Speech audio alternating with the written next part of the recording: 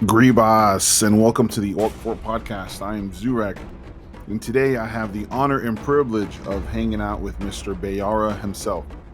Bayara has a great history with the game, has done a lot, knows a lot, and is just overall a super interesting guy.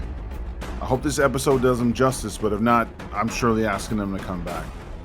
So on that note, make sure you grab your bottle of grog, sharpen that blood axe, and march into the Orc Fort. Catch a seat next to the fire and enjoy today's episode.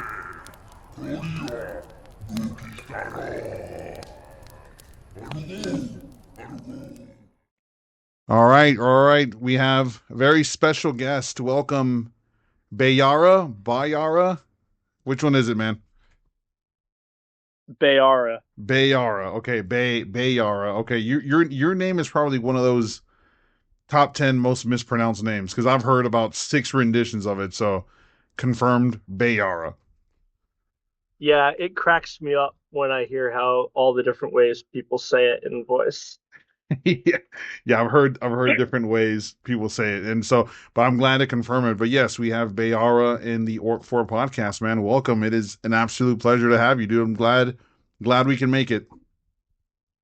Brother, it's a pleasure to be here. We've been trying to do this for weeks, months, something in between. Yeah, a couple weeks, maybe a few weeks, but yeah, it happened. So I'm glad you are here. So I would have given you a slight intro, but it's your first time on the podcast. It won't be your last, but give us a brief intro, man. Not. Who is Bayara? Who are you? What's going on here?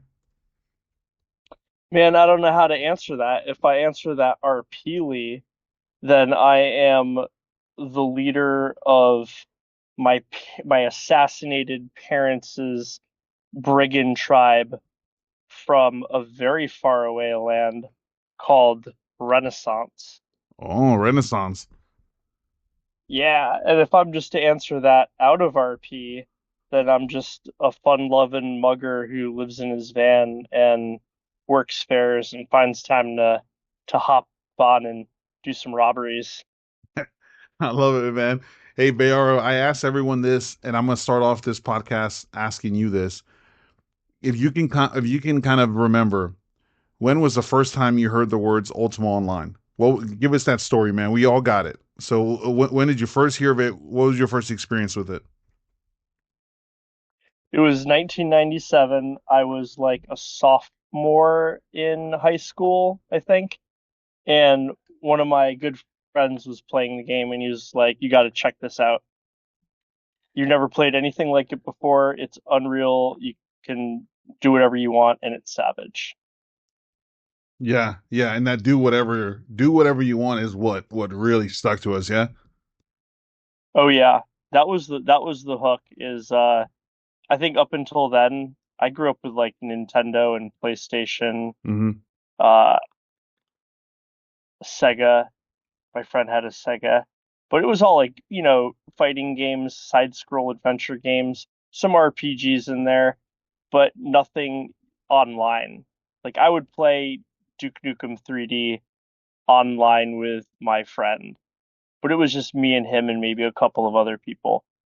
This is the first thing I ever played that was an MMO. It was, I mean, to think, it's hard for, if you tell a 14-year-old now what that's like, I can't even think of the equivalent. It must be like some metaverse shit, right, Bear? It must be like Elon Musk's fucking brain chip is like we're all Neuralink together playing a game in some alternate dimension. It's got to be something equivalent to that, bro, because it really blew my mind when I ran across characters and these were human beings doing this. It was a total change in the way I perceived gaming. Hear you? For me, I don't remember it being weird at all. So we'll probably touch on this later, but I have an awful memory, like the most abysmal memory. Oh, I do too. Uh, This is not good. Who the fuck put us on together, man? What the hell? I don't know, some twisted puppet master or something, but I got bit by a tick a handful of years ago, and I lost my mind, and No most of shit. it's back now, but I have a lot of blank spots, and everything from trivial to super important stuff is just falling out of my head. Wait, hold on. So Let me. You got bit by a what? a tick. And it did that to you? Holy shit! Yup. I didn't get limes. I got something else. Never figured out what it was, but I was like losing feeling in my leg. I couldn't wiggle my toes. I was like falling down in the street. Didn't know where I was. Didn't know who some of my friends were. It was like wild. Holy shit, man. Well, glad you're better now. But damn, that's crazy. Yeah, physical recovery like 99%, but the brain is still fried, I was still missing chunks. Yeah, yeah. Well, shit, man. Well, I'm gonna try to walk you down memory lane. We got some of it. You remember '97, sophomore in high school. You download the game. It takes 2 days to fucking install, right? Sure, and I don't remember how I got it. I'm pretty sure I downloaded it because you couldn't buy it in stores, or they would sell like the starter CD or something for like $20, which was way too much money back then. Yeah. And it was $10 even back. It's always been 10, right? It was always 10 a month, if I remember. Yeah, that sounds accurate. Yeah, I remember 10 bucks. paying for it, and my mom was like, "What the hell? You're so dumb. You're paying to play a stupid game." And yeah, yeah, it was $10. But so you down 97? Damn, you're early on, man. Were you evil off the bat, or what was life like early on for Bayara?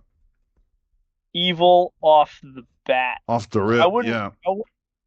Honestly, I wouldn't say I've ever been evil. I've done some really cruddy shit in that game, of course, because you're a teenager and your morals are loose and you're still trying to figure it all out. Right, right, right. But yeah, like I definitely ripped off some guilds, definitely did some scamming in my, 14, 15-year-old UO time.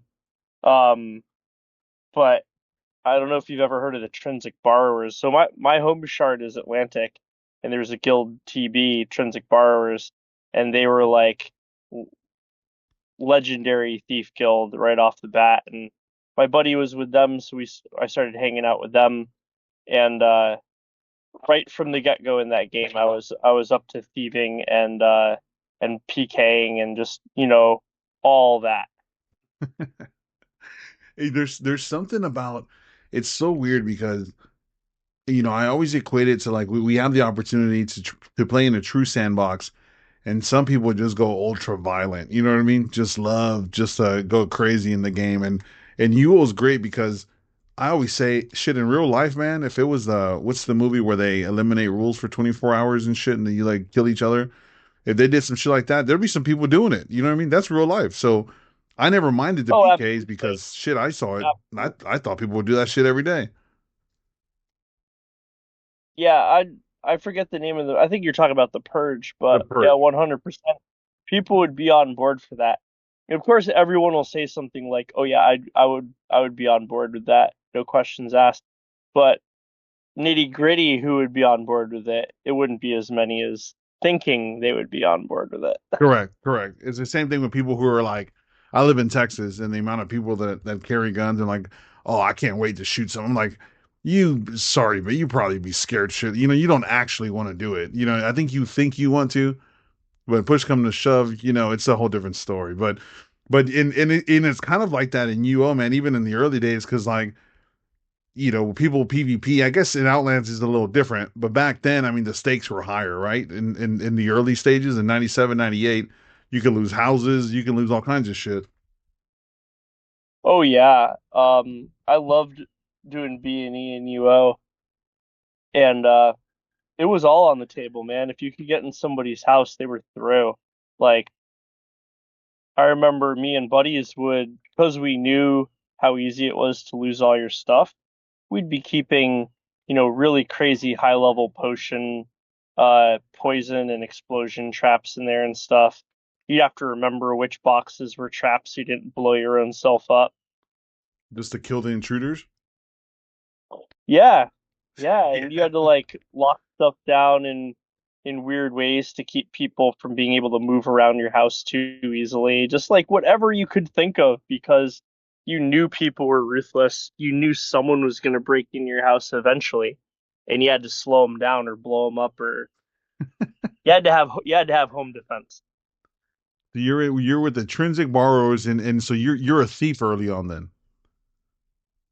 Actually, I was never because I'm kind of like I'm most now notably known as a brigand, and original Bayara on UO Renaissance had stealing more so just to instigate fights, Yep, but yep. I've never really played thieves in UO, so I was more just like You're a bully. around the fight.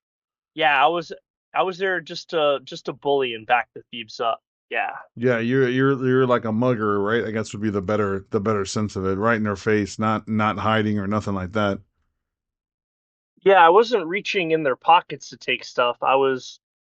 I just wanted to fight, and I'd like loot, and that's where all my stuff would come from. But it definitely wasn't from being sticky fingered.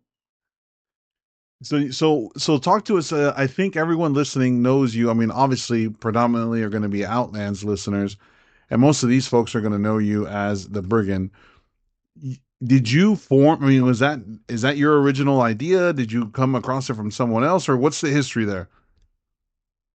So this is actually really funny. Is I'm most known on Atlantic for being a detective. A I detective. RP'd a detective for years, and I had a guild that I ran over there. That was a top 10 guild. We had like 400, 500 members or something Holy like that. shit! Yeah, and when I left that shard, there was actually I'm not trying to toot my own horn, but there was a statue of me up in the player museum, the player run museum over there, and it was my detective. That John Honda was the name I went by, John Honda, and like I the was car. known. Yeah, yeah, John Honda, Damn, dude, and you got a statue. You're like the Kobe Bryant of detectives, or in the shard, or what, dude? yeah, Shikaku was the big thief. Oh no, sorry, not Shikaku. Shinobi. Shinobi was the leader of the Thieves Guild on Atlantic, and me and him were always banging heads and like setting up heists and trying to foil each other and do stuff like that. But for years and years, I was known as the detective on that shard. If you were a thief on Atlantic, you were gonna run into me at some point. It was only a matter of time. So you're like the Um, um the first Bash shot. Yeah, shout outs to Badge on from Path. He's kind of like that definitely a shout detective. out. Definitely a shout out to Baz Shot. Uh, he's such a cool player. I'm Dude, so he's the glad he's best, around. man. He's the best. I'm due to get him on, so I'm glad we're doing you first. You're the Yeah. prototype, you know what I mean? We're gonna get Badge doing it on Outland. Yup. So Can't wait to see that episode. Can't wait to hear that episode. for the listener, I But mean, yeah, what the hell is a UO detective anyway? I mean, because some folks listening may be newer players. They don't know. I think I know what you're saying because I'm familiar with Badge and what he does. But I mean, what does it mean? I mean, it was your legendary character. Talk to us a little bit about what the hell you did on your detective. my detective was built for finding, tracking, revealing thieves and engaging with them uh, to make it hard for them to have an advantage against me. And so this never happened during classic UO, right? This is more modern UO. So this is probably in like 2008 to 2013. That's the time period that my detective was really running rampant. And so Was this I back? had tracking so I could find them. I had detect hidden so I could reveal them. I had forensics evaluations so I could examine the corpse and see if you know who looted them, and then forensic eval in this time period would tell you if that person was a thief or not. You could like blow their disguise.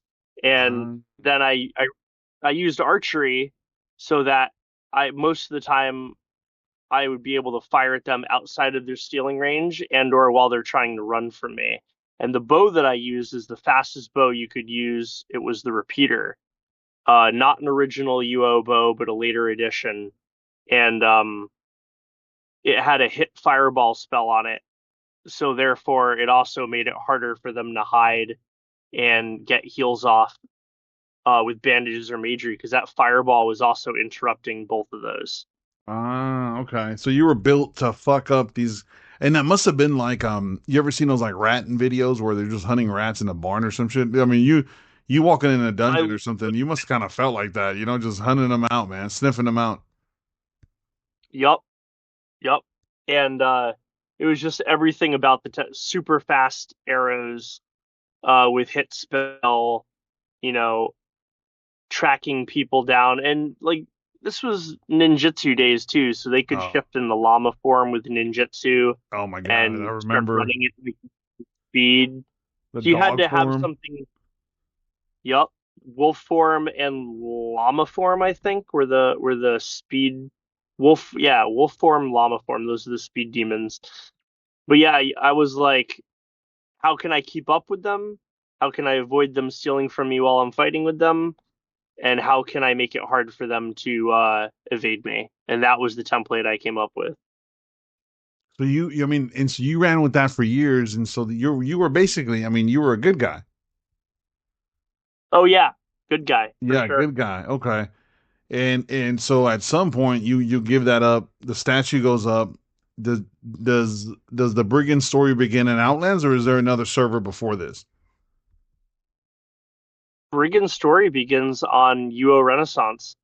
Like and this is where I say I mentioned my memory because I can't actually remember when that happened, but I want to say like 7 years ago, 7, 8 years ago, maybe. Mhm.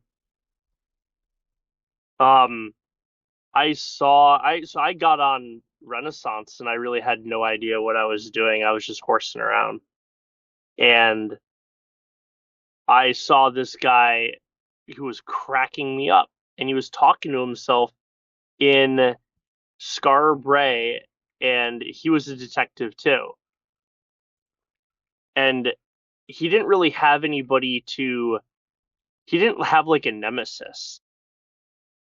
He was just kind of like putzing around. And so I Mm. thought, okay, I I know how the detective game is. You want to have thieves to capture. And at this time Renaissance was a fairly slow and small shard. I was like, I'm going to become an adversary for this guy. And so I was like, I think I'm going to become a brigand. I like wandered down to the brigand camp. And for everybody who's played classic UO, you know the Brigand camp between you and Scarbray um, out in the woods there, where you can take that turn to go through the mine and go to Britain. It's like north of the X roads a little way. And I went down to that brigand camp and I just started killing brigands until I found one with a name that I liked. And then a brigand named Bayara spawned in, and I killed her and I took her name. Okay, so damn, you did. That is the OG way to get to get an RP name. Yeah, orcs used to do that too with NPC orcs. Just kill them until you got Zugugugugug or whatever. Yep, yep. That so Bayara was a NPC brigand at one point in UO history, and I took that name for myself. I love. You know what I love about that story, man, and I've said this before, and again, now I'm patting myself and I guess ourselves as evil role players in the back. I think whenever you log into this game, and there's two types of uh, people that would be classified as evil players, and that would be like one would be like the general PKs, the Reds on the server, but they're not really evil players, right? They're just Reds, which is fine. There's no wrong way to play. Well, I take that back. Right. That's not a wrong way to play you. Well, there's a wrong way to play it to be a total dig. The PK is part of the game. I'm not. I don't knock them for doing that. But when you met that guy and you were like, "Hey, being someone's nemesis, being killed by this guy would be fun, or being tracked down and potentially killed by this guy would be fun." There's something unique about that approach, man. Because a lot of players, these people who hop factions to go on the ones that are winning this week versus next week, they'll do it again just to maximize their chance to win. That because they hate dying, they hate losing, they want to be the people killing everyone. They if they had the power to have God mode, they'd activate it and never die ever again. You know what I'm saying? But you Right. you were like, no. fuck it, this game would be better if this guy had a nemesis, if him and his buddies had someone to track. I'm gonna be that NPC for him, you know? Yeah, I was just really keen on it because like part of being a brigand is being hunted. I was like, I like the idea of this guy. I'm gonna try to heist some shit, and I hope this guy shows up to try to foil it. You know? Yeah, because What? I imagine. I mean, I'm not a brigand. I imagine it's more fun when someone tries and you still get away with it. You know, extra fun for you. Yeah, like I could be salty just like anybody else, even though I try not to be. But it's way easier to be salty when you're out just like I'm gonna go accomplish this task.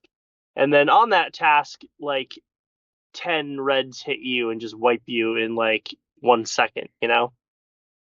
Yeah, Versus when you're like, I'm gonna go do this thing, and then somebody like comes out of the woodwork and they're gonna like stop you from doing that thing and they're like part of that thing, you know? Win or lose, there's a lot of satisfaction. Like you're gonna have fun. right, right. And I think that's the so for the listener, the brigands and the brigands are the only humans that my clan allies with on the server because they're basically human orcs. You know what I mean? They just care about Chinese and they get drunk and well, that's basically it. And they kill other humans. So they're basically orcs, but in a human way. You know? For sure. For sure. I'm happy you touch on that like that because that's how I explain the orc and brigand relationship to like other people who are, you know, new recruits or not a part of the guild. Um it's like there's a lot of similarities, right? We're both outlawed from town. Orcs aren't welcome in town. Brigands aren't welcome in town. And the knights and other good guy guilds don't have love for us RPly, right? Right. We both live in the woods. We both have some primitive camp. We don't have fine, nice things. Yeah. We mostly have dirt floors or shacks that we live in. We're also neighbors. So for the listener, their roleplay town and our fort are right next to each other. So well, not right next to each other, but pretty damn close to one another. And this was the same on UOR. So orcs and brigands were never officially allied on UOR, but we were both neighbors to each other and we had a soft alliance where we would still fight with each other and have fun, but it was never like any serious drama. Yeah. And if an intruder came into that part of the deep woods, then we would help each other in those instances. So, like, if orcs were getting raided by some good guy guild, like, you bet brigands would catch wind of that and we would ride in to help the orcs. You know, another thing, you know, you kind of pseudo touched on this, but I want to mention it. Another thing that I think is pretty cool is that the brigands, similar to the orcs, we don't actually think we're evil. So, like, I remember one time, I was doing a story where I made a human with Sir to write to be a prisoner for the orcs. So he was really like a RP character, and I was talking to a brigand and I asked him a couple questions. I said I was doing like a survey or some shit, and I was just fucking with him, you know, and asking questions. And I asked him like, you know, I asked him why he's evil or when he decided to be evil, and he's like, "What are you talking about? I'm not evil," you know, like I haven't killed anyone who didn't deserve it, kind of thing, you know. And so I was like, "That's it's an interesting way to look at the game." And I think a lot of the brigands kind of view it that way, where hey, you know, it's a tough world. Someone's gonna do it. I might as well make a few coins off killing this dude, you know. And I love that RP, man. I love the approach. Yeah, there's no evilness there. You know, outside of RP, I would say we're just chaotic neutral. We just like to be wild and go on adventures, and we're not like looking to burn the world down, right? But then we tell people to halt, you know? If they don't halt, then I now have to follow through on the threat that I'm making, right? You halt or else. Well, I'm not halting. Well, here comes the or else. Yeah, yeah, and you guys are the kind of like did the patrols the best, man. The brigand patrols are awesome because it's so funny when you're just riding down the road and you guys got the emotes ready, and it's like you're already yelling at the guy, and he's reading it. I mean, what else is he doing? He's just holding down the right click, right? So he's reading that shit, and it's like he's either laughing or scared, doesn't believe you, whatever the case is. But sometimes they stop, and then the RP engagement is always hilarious, man. Always. I love it when someone originally starts running from me and then they stop after I've used my macros, like my bargaining macros, right? I have all sorts of text macros. The standard halt, this is a robbery type stuff. The bargaining macros where I'm like, slow your stride, pay a bribe or something, you'll be fine. And I love it when people read those and stop and start talking to me. That makes my day Oh, dude, because it's so good. It's so I good. And I remember Pierce, shout out Pierce. He's such a good role player, man. He did it. This poor bastard stops because I was there, I was with him. It was like me and two other orcs and like two or three brigands, and we stopped this poor guy. And he pays the tribute to Pierce, and Pierce, of course, emotes, counting coins and singing a tune and walks away. And then I demand tribute, and the guy's like, I already gave. And Pierre's like, I don't know what you gave him, like your deal with me is done, but like, now you got to deal with the orc. And he was like, I don't have any more. And I fake attacked him and let him run. Of course I didn't kill him, but it was just hilarious how he just knew the RP, just to be a kind of a dickhead about it. oh yeah, it's like, well, we're not the same tribe. Like I got mine, he's got to get his. Yeah, yeah. And the guy was like, well, I gave you all the gold I had. And he's like, that sounds like a you problem. It was hilarious. And he was That's like, sounds like a you problem. you should have kept a couple hundred coins in the back of your pocket for an emergency. Yeah. So Bayara, let me ask you, man. So you form the brigands, you get this idea, you get your name. How do you? I've never formed my own guild. I mean, not a real one. I had one with my brothers. What's the next step for the brigands? I mean, from there you start to what? You start to post back then. It was the forums or what? Yeah, I was posting on the forums. For me, I was like doing a lot of screenshots during my gameplay, and I would put them together and make adventures. The UOR Brigand channel's still up. The forums are still up, so anyone could go there and go and view some of these adventures. There's probably like 20 of them kicking around that I've archived in our channel. Um, and then uh, there's also somebody, I forget what guild they're in, but their name's Keza, Keza, and they're a very, very well known Renaissance player. And they have a YouTube channel that's got hundreds of videos, hundreds Oh of shit. videos. You could probably search, um, Brigands and come across something. Yeah.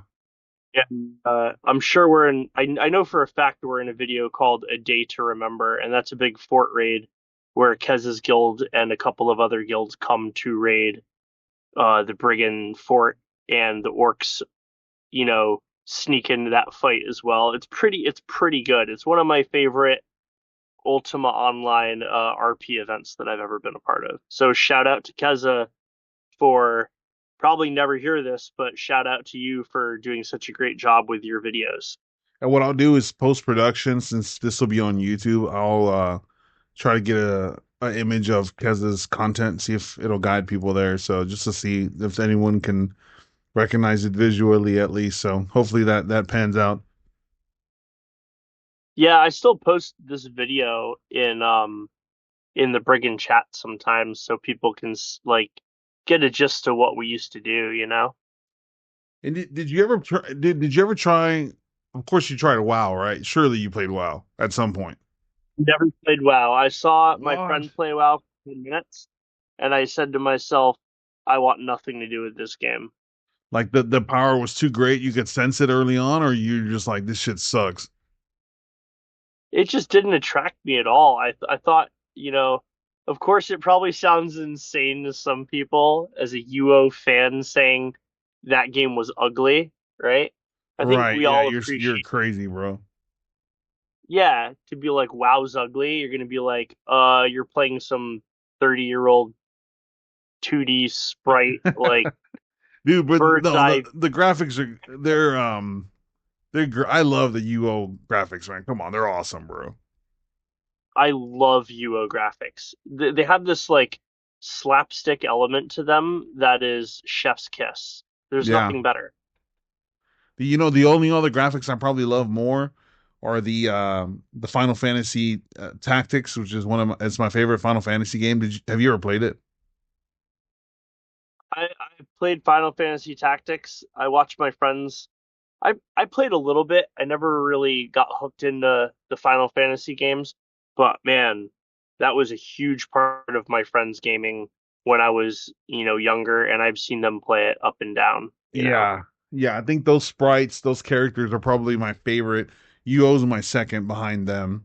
And maybe like Zelda, like OG Zelda, shit like that is cool. But yeah, I'm with you, man. UO's up there for me graphic wise. And the housing has always Gorgeous. been just hit, man. You can't beat the housing, the UO housing, dude. Never could. And no game came close, dude. Especially the new client that Outlands uses. I can't go back to traditional UO that's not smooth like that. Like after playing on Outlands and using the smooth game client, that's such a game changer. Yeah, no, they did it right, man. Shout outs to Outlands. They really it's the only thing that would take you back to like a Siege or whatever, which I played Siege for maybe like I don't know a week when 2 years ago when the orcs tried it out and it was disgusting, bro. I was like, what is this? The meme with like, brother, what is it like? Ugh, man, this shit was gross. Yes, I know the meme you're talking about, and yeah, when you go back to a classic client UO shard and you're like glitching along at like 15 frames a second or Dude, something, you're just like, this hurts. But that's what we were all doing, late that's what 90s, we're early doing. Yeah. 2000s, The internet's all a little doing. better now, though. We don't have dial up, so we don't have to do that shit no more. So I'm like, I think Outlands is I'm not gonna say it's perfect, but it's as good as anyone's ever done, in my opinion. And it's hard to see anyone topping it. Maybe they will one day, but I think this is it for the long haul for me anyway. Somebody who played classic UO client until 2013 from 1997, played a little bit of hybrid, was on Siege, did like several years on UO Renaissance, and then now has been on Outlands for, I don't know, over 4 years. Um, Outlands does more right than the stuff that might be like a pet peeve for me. Like Outlands has the player population. It's got enough content changing often to keep things fresh. They do more right than I think give people things to complain about. Yeah, I mean the complaints are gonna be there no matter what, right? Like Oh, the they are. dude, like Owen could go to the suggestions channel and give everyone everything they've wanted, and for the last 20 suggestions, and half of them would bitch, right? For getting exactly what they want. So it's never ending, of course. People go to the suggestions channel after they've experienced UO trauma. Rarely are you in the suggestions channel when you haven't been playing UO regularly or something hasn't happened. And you're like, you know what? I just came up with a great idea for UO. No, you were out there and, three PKs ran up on you while you were mining and watching television. And you're like, if a PK comes within 80 tiles of a player, an alarm should go off. Yeah, And then dude. they get 60 clown emojis. And that would be a clown idea, right? Obviously, that's a clown idea. Yeah, But it's a that idea is born of UO hardship. That's when that suggestion comes out. So I I think don't a I lot think of the stuff, I don't think people really yeah, understand what PKing is though. Like unless you're like the top 10% of PKs, maybe even 5%.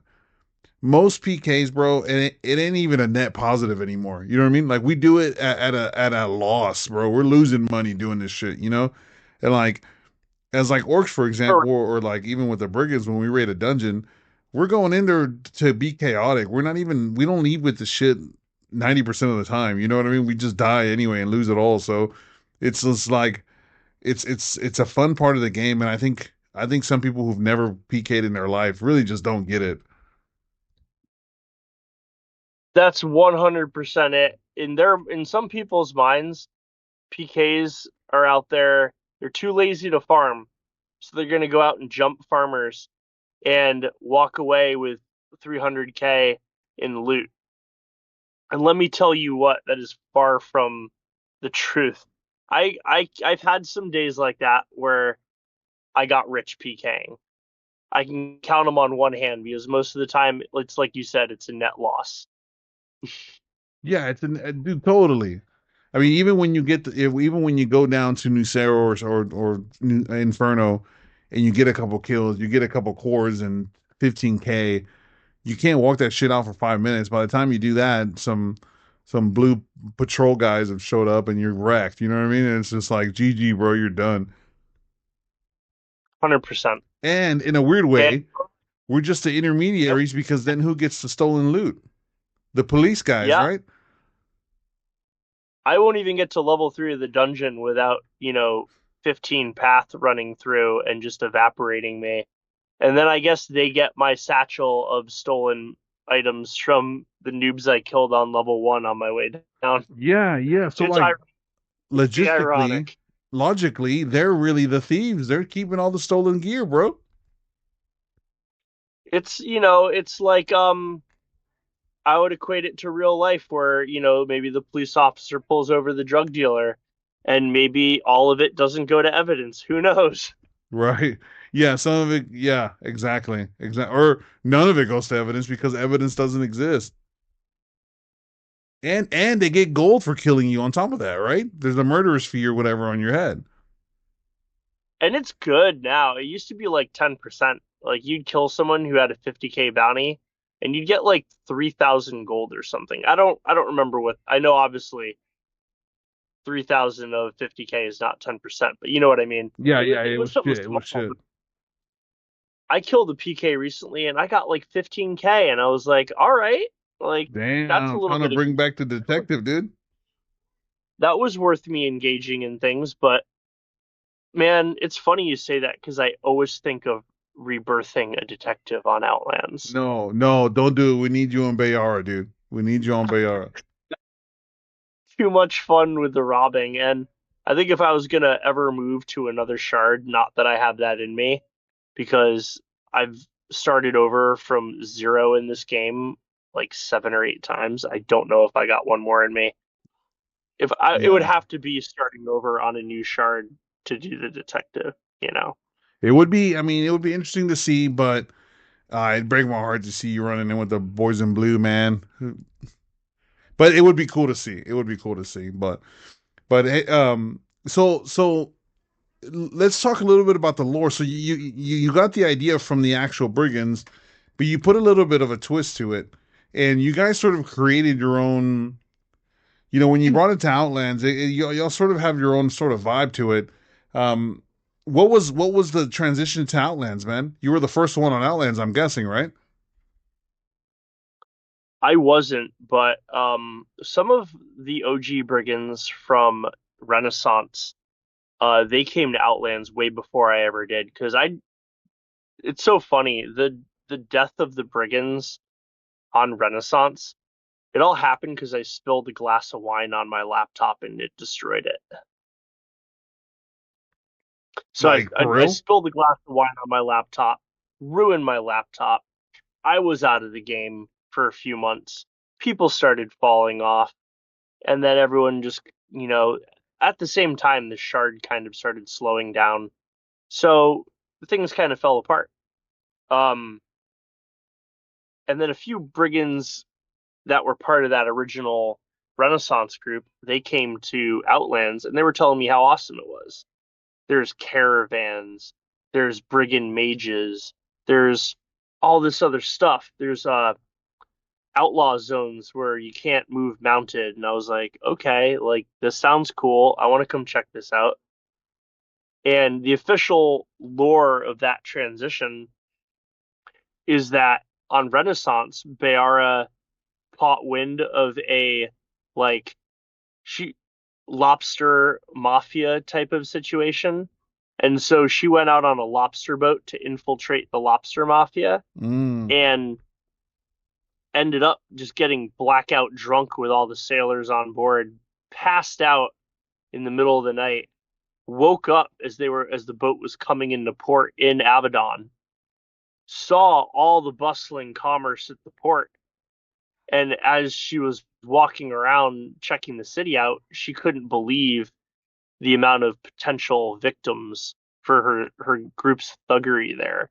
And so she decided to stay in Abaddon and send word to her brigand camp in Renaissance to have them all come over. She said it was a land of opportunity. And so you here, and now you were, and so why next to the orcs? That's just where y'all found by opportunity, or were you kind of aiming to be neighbors again? Total by chance. When I was looking for a guild house, I was just running around scouting the brigand POIs. I saw that one and it looked awesome, and I didn't even realize the orcs were there when I first moved in there. Oh man, but you guys got that lake there. You guys got the Brigand Pond, the Brigand Lake, or whatever. You're right down the road. It's a perfect spot for you guys. But you found it. I mean, you went there because the NPCs were there, right? The camps, the Brigand camps were there. Yeah, it was kind of right in the middle of a bunch of brigand camps, and I was like, "There's the Zebra Falls one down there," and then really that was just the only property that was affordable in a brigand spawn. I was like, I literally have brigands spawning directly outside my door. Like, this Yeah, is yeah, perfect. you got to do it. You can't get any better than this. Yeah. Well, dude, again, man, I'm a fan of you guys because the way you go about the game, I think, has really changed the way that even I think we play the game a bit. So it inspired a lot of what we do, and the blindless killing and stuff, and in the past where if a human didn't, if they ran for a second, we just attack. But now, the roadblocks, I think that was kind of we've done them before, but you guys really were prominent with those, right? Like the patrols, the roadblocks, that's all kind of brigandy style stuff. Even though we've done variations, but I think a lot of that was spearheaded by you guys. Yeah, we love to roadblock. Roadblocking is a long time honored tradition. I've met a lot of friends in UO from brigand roadblocks. Um, but we love doing stuff like that only like you could do it solo or you could do it with a friend. Obviously, if you have like 4 or 5 people, it's going to be more successful, but like I tell people all the time, I go, don't take it so seriously. Your brigand doesn't have to be a PvP template. It could just be a macer dude with stealing and cooking, some like outlaw bread bandit. It doesn't matter. Right. You don't even have to win. It's just the spirit of it. Yeah, and that's where we lose some people. They are, and even when in the roleplay community, even in our guilds, they you see it sometime in some folks where we'll fight some humans or something, and it's sure maybe they outnumber us 5-3 or 6-4, 6-2, whatever the case is, or it turns out that they were wearing full aberite or some shit like that, and then some of the complaints come, and I'm just like, bro, if you're that was never the goal for us, like. I don't care if we lose 10 in a row. We're going for the 11th fight. You know what I mean? Just to get out there and see and see what it goes.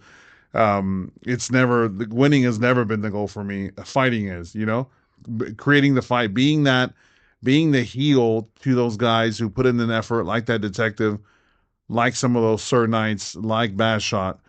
Being the heel for those guys is worth it for me. That shit's fun, man. It's fun in my book. Yeah, win or lose, you can have a good time either way.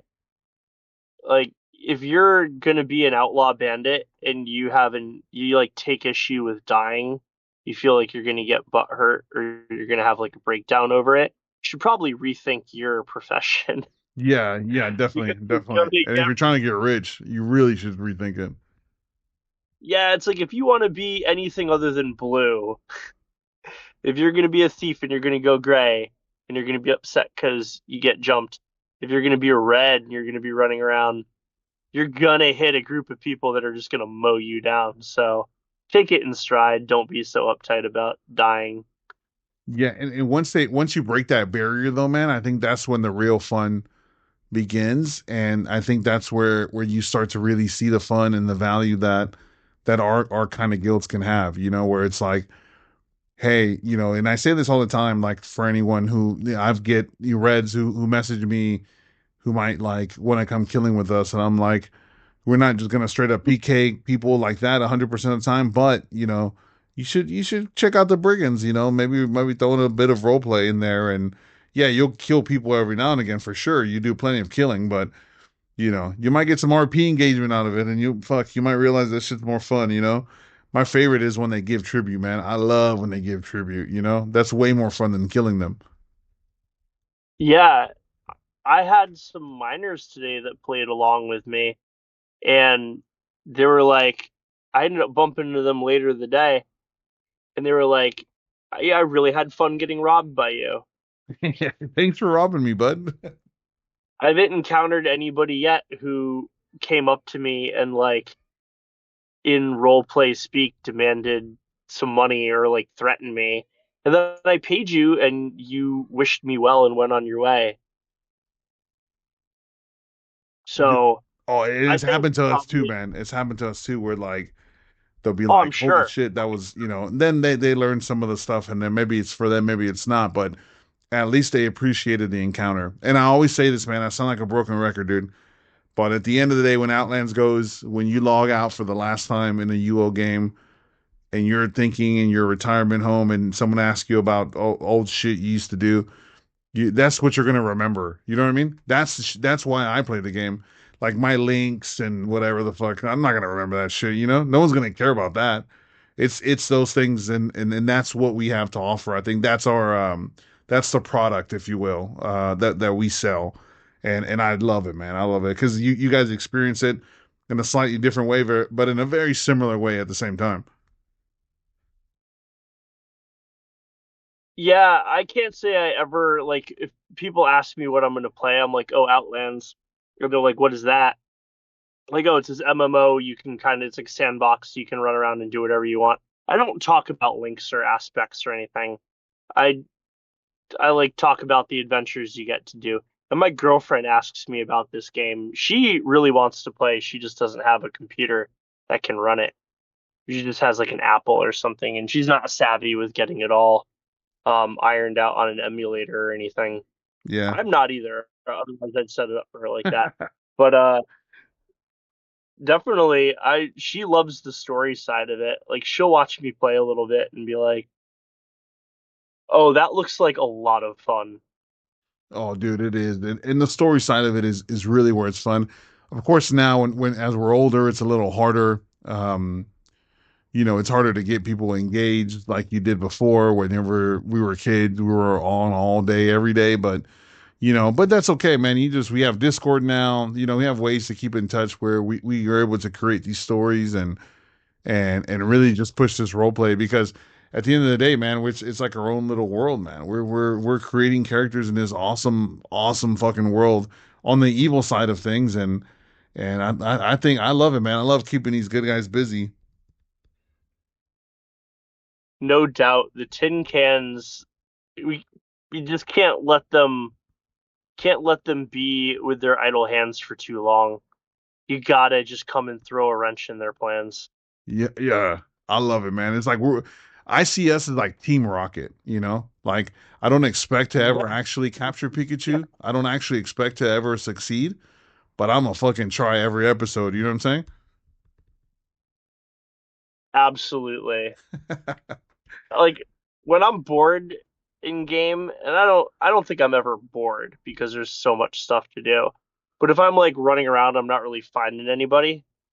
I'm like, maybe I'll go roll by the Ossuary Desert area and fly by a path maybe I'll go down to Hailstone and I'll go through the mine and I'll see if a Knight of Sir Minor is out there and like try to drum something up. Yeah, Like the counter group is always fun to poke at, and I'm sure they feel the same way for the Brigands or the Orcs or the Dark Alliance. Like, what do you feel like doing? I guess we could kill monsters, but maybe we should go pick a fight with some drow or vampires. right, right. And what I love about our kind of relationship and our frenemy relationship with those guys is that like they'll smoke us. At least not all of them, most of them, obviously, most of them are wonderful. They'll smoke us and like res us and like talk shit as they're giving us our stuff back or helping us. You know what I mean? Because really, like out of the game, they're our friends more than anything. In the game, they're our enemies. So, but it works out wonderfully. We get both, bro. We get to fight. We get people to fight us and engage with us in an RP manner, and at the same time, they're not dicks dry looting us. So it's kind of the best of both worlds. Yes, and that can be the hardest thing for other people to get that are in the guild, right? Is like oranges are your enemy, but they're also your friends. Arpeely, they're your enemy and you hate them. But outside of that, like they're cool people just trying to have fun like we are. Yeah, And like be friendly with them, like give them a hand. We have this whole camp rules section in the Brigand Discord about like rules of engagement and like code of conduct and all this sort of thing. And like I draft up all this stuff to like so I don't have to be all long-winded and blather at people. yeah. Just And then there's a whole thing read. of like, yeah, how to treat oranges. And it's like we can if you're interested in joining the Brigands, you get in our Discord, you read the camp rules, that section. It's not it's not gonna take forever, it's pretty reasonable. And then hopefully that gives you all the answers to your questions. And you're like, I'm either about this or this sounds like too much work and I'm gonna bail. Yeah, yeah. But I yeah, think that's a fair assessment. super yeah. But hey, I got a question for you. I mean, I know you were kind of heavy a few years ago, but we've seen a little less of Bayara around. We've seen you around lately a little bit, but in general, you're a little quieter UO wise than you were before. And are you in a downtime right now, chill mode? Are you coming back, or kind of slowly fading out, or what's going on there, bud? I'm definitely not fading out. I just don't get to play as much as I used to. Um Real life just picked up for me more. I have more consistent gigs lined up that keep me busy all year long. I do festivals and I work a lot of Ren fairs, Renaissance fairs. Um, and so I've been doing this for a little bit, maybe the last year and a half, and now I have it set up to where I'm pretty much always on a gig. I have gigs all year long. I got a girlfriend in my life now who we really click very well. We're on similar paths, and so she lives in my van with me, Nice. which means if I'm not at work, I'm probably with her. If I'm not with her, I'm probably hanging out with some coworkers and we're like going swimming or having some drinks or doing whatever. So between socializing, working, traveling, sometimes these fairs have no internet and I'm just in a field like can't even load the weather. You know what I mean? I'm not going Yeah. to be able to play. Hey, you ever worked at Texas Renaissance Festival? Yes, I have. I worked the Texas Ren Fair the year that the movie was being made about King George. Oh, dude, I didn't get to go this past year, but I go usually every year. So next year, if you work it, we're gonna get a picture. We're gonna upload. I'm gonna post it in the comments of this YouTube in 8 months of me and Bayara IRL. Yeah, man. I'm notorious for meeting up with guild and alliance people.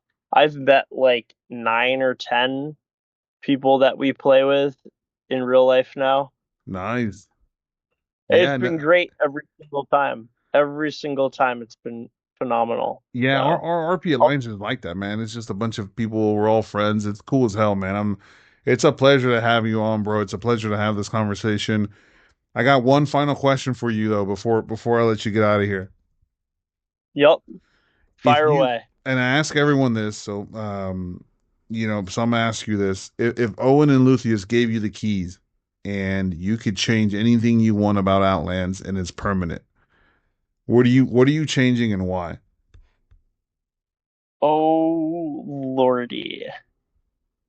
I'm gonna change the same thing that I've been harping on all of my time on Outlands, and that's I want diversity in PvP. And I'm not talking about the type of diversity where this is a alchemy mage, this is a Halley mage, this is an archer mage. I mean, I want, and going into a full skill rebalance thing, we don't have time for that. Oh, But we got I time. We got want, all the time in the world. I Why want not? there to be more templates that can be successful in PvP. I Yeah, want to narrow that gap between, because I remember PvP even for all the hate that classic UO gets, right? Right after right after uh I forget what, published 20, published 12, published 22. This is my memory coming into play, right? right. There's the publish that everybody hated. Um Pub 23 or something, pre-patch 23. I can't remember. Yeah, But it's all good. for all that insurance and artifacts, and the thing that really killed classic UO for me was imbuing, because now you had to have like 5 million gold suits just to PvP, right? I never support any of that, but there was a lot of diversity in PvP templates in the new like Samurai Empire classic UO, way Yeah, more than just Boku no Mages. yeah, But because like people use Necro, fucking Ninja, Bushido, all kinds of shit. yeah, I would be like um some staff fighter necromancer in vampire form fighting you know a samurai mage who's then also fighting some ninjutsu stealther archer, also fighting a gargoyle with throwing abilities. It was just a lot of options. And PvP on Outlands, it's really like in groups, it's just kind of rail based, and solo, there's like, a handful of templates you can kind of pick from. They're mostly revolved around magic damage with some hybridization. Right. And by no means, people think that means I want to make it a Dexter Kingdom. I just want equality and diversity with more options for templates, right? I'm Same thing with with you. PVM. There's always a 2, 3 S class templates that dominate, and then there's a handful of A class templates, and everything else is, you like skip B class, you go straight to C class. Correct. And so most people want to do the 2 or 3 S class templates, Yeah, when I and started it's the same PVMing, with dude, PvP. when I started PVMing, animal taming was like it. Remember when everybody was a fucking tamer on Outlands? Oh yeah. And so I did it not for that. I did it for RP reasons and for my orc. My orc's a beastmaster, and I'm still a beastmaster. I've never switched it, but like to go from everyone to no one being tamers is wild, bro. You know what I mean? Like it's kind of, but again, it went to C class, and so everyone went tinker or whatever, trapper. Now everyone's this and that, and next month it'll be another thing. So yeah, it is. It's just the top three. It's like in Street Fighter or whatever, they'd have a whole cast of characters and everyone will be fucking Ryu, Ken, and that's it. You know what I mean? So it's like the top two always get chosen anyway, and the rest of them zero diversity, man. Yep. And that's what it is. If you have a template that can erase a molten demon in 10 seconds while everybody else is taking 30 seconds, who's going to play that 30-second template? Correct. Everyone's going to go through the 10-second template. Otherwise, you'll never compete. Yeah, you're doing it So, at a handicap. No, yeah. So Yeah. diversity. So you heard it here, guys. Bayara wants diversity, equity, and inclusion in Outlands. Owen, let's get it done. For the PvP, the PvM has a few more options, but PvP is a little too stringent. Oh, dude, for sure. Like we had a 12v12. We were mostly Dexters and we fought GG and they were were mostly mages. Dude, it wasn't even fucking close, dude. It was not even Yeah, close, man. It was stupid, you know? and I know people are gonna sit there and listen to this part of the podcast and they go, "Of course they're all mages. Magic is UO. Magic is where it's at in UO. It's always kind of been it's been more of a chunk of Ultima Online than I think any weapons ever have been. Yeah, dude. But It's OP. It's OP. when you look at the battlefield in Outlands, 99% of PvPers are some type of hybrid mage. Yep. And, guaranteed damage, combos, and burst healing. You gotta have it. Like the sticky pot, a burst halberd hit, and an e-bolt is over 100 damage on the right template. And PvP is all about timing. If you've already used your heal potion, if your bandage has just started, You're you goner. don't have 80 magery, so you can G heal. You know, there's you're really just biting your lip. And I'm not a PvPer anymore. I used to be super competitive with PvP in UO, but this isn't the shard where I would try to do it because for me it's not going to be fun. I don't enjoy playing mages in UO. Yeah, I've never But really it's played a mage extra either, and I fun. and I never did it on Outlands, so I'm pretty much a Dexter all the way with you. So shit, at that I PvP with pets, so I'm doing like 1 damage, bro, 1 to 5 damage. So Yup. And Tamer is the wildest ride because Tamer used to be like the dominant life form, and then it was useless.